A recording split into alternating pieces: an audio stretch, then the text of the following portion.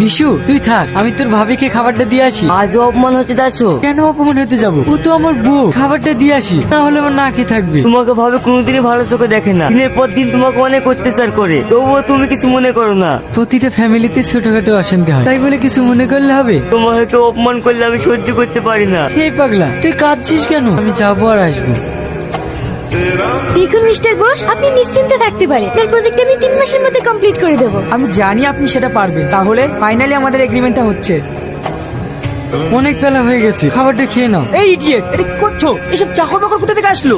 Sorry sir, ইনি ম্যাডামের husband. কি এটা তোমার হাজবেন্ড? কেন আমাকে দেখে আপনাদের মানুষ মনে হচ্ছে না? এটাই আপনাদের বড় লোকদের সমস্যা, সবসময় মানুষের ড্রেস দেখে বিচার করেন। তবে ড্রেস দেখে নয়, মানুষের মন দেখে বিচার করতে শিখুন। কি যত বড় মুখ নেই তত বড় কথা? মিস তুহিনা, আপনি জেনে শুনে আপনি আমাকে ডেকে নিয়ে এসে অপমান করছেন। আপনার সঙ্গে আমি কোনো ডিল করবো না, এই ডিল আমি ক্যান্সেল করলাম। মিস্টার বোস, আপনি কি শান্ত হন, আমি দেখছি। তোমাকে আমি কতবার বলেছি তুমি আমার অফিসে আসবে না? তোমার লজ্জা কিনা বলতে কিছু নেই? একটা কথা কান খুলে শুনে রেখো, এই ডিলটা তোমার থেকে আমার বেশি জরুরি। যাও এখান থেকে।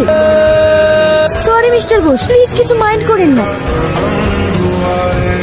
গুরু, আমাদের সেই আগের ভিডিও গুলো সব ভাইরাল হয়ে গেছে, একটাতে 7 মিলিয়ন ভিউজ এসছে। আজ অপমান করেছে তো তুমি তো আমার কথা শুনবো না? তোমাকে আমি কতবার বলেছি, চলো আমরা এখান থেকে চলে যাই। আমরা আগে যেভাবে ভিডিও বানাতাম ওই কাজই করবো। হ্যাঁ, কুকুরের পেটে তো আর ঘি সহ্য হয় না, কুকুর কুকুরই থাকে।